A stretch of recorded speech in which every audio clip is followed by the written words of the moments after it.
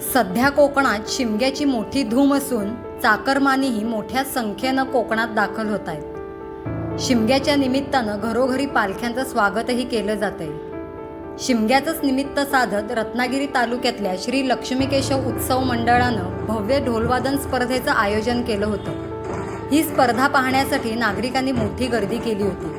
रत्नागिरीतल्या आंबेशेत इथल्या नवलाई पावणाई जाकादेवी आंबेशेत या संघानं या ढोलवादन स्पर्धेत वैशिष्ट्यपूर्ण सादरीकरण केलं। या स्पर्धेत सहभागी झालेल्या वादक आणि कलाकारांनी महाकाल आधारित वेशभूषा करत सर्वांचं लक्ष वेधलं।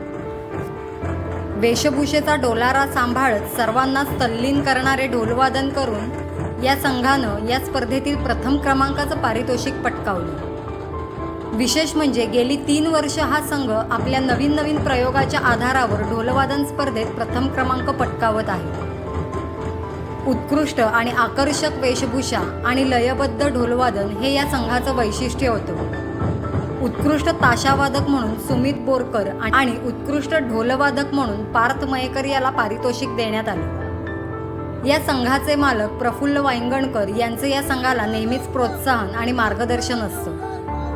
या संघाने याआधी विविध ठिकाणी सादरीकरण केलं। या ढोलवादन संघात ऋषिकेश नागवेकर, स्मित बोरकर, आर्यन वांगणकर, आयुष घोसाळे, पार्थ मयेकर, अथर्व नाचणकर, रुपेश चव्हाण, शौर्य नाचणकर, तर मुख्य वेशभूषा कलाकार म्हणून वेदांत घोसाळे, सिद्धार्थ सावंत आदींनी सहभाग घेतला होता।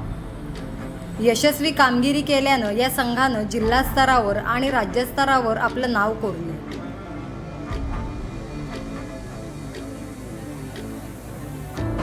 कोकणातील ताज्या घडामोडींसाठी आजच सबस्क्राईब करा कोकण टुडे चॅनल व नोटिफिकेशन बेल आयकॉनला क्लिक करून मिळवा नवनवीन अपडेट्स। तसेच लाईक व शेअर करायला विसरू नका।